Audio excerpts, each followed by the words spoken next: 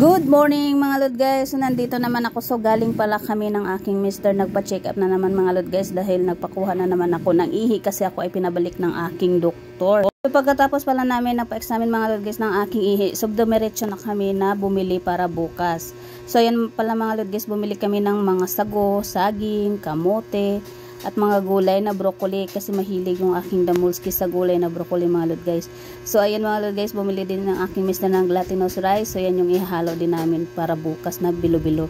Gagawa daw siya ng bilog-bilog. Ewan ko bakit bilog-bilog tawag ng aking bananas.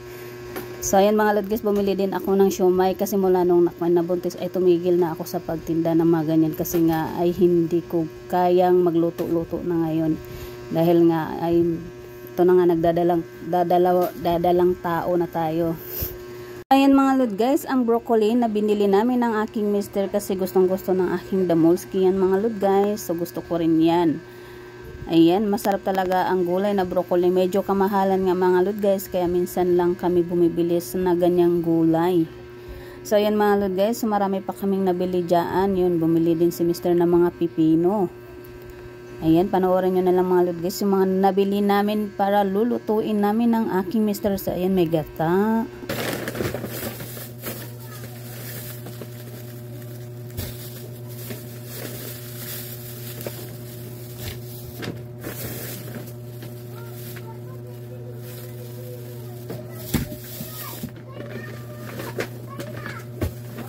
Dami pang mani.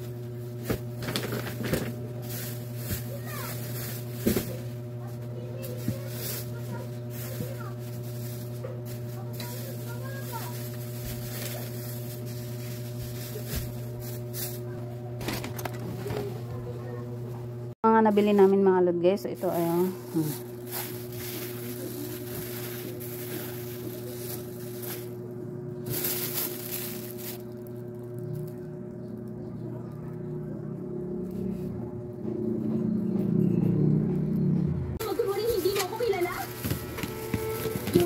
Alam mo, kaibigan mo ko.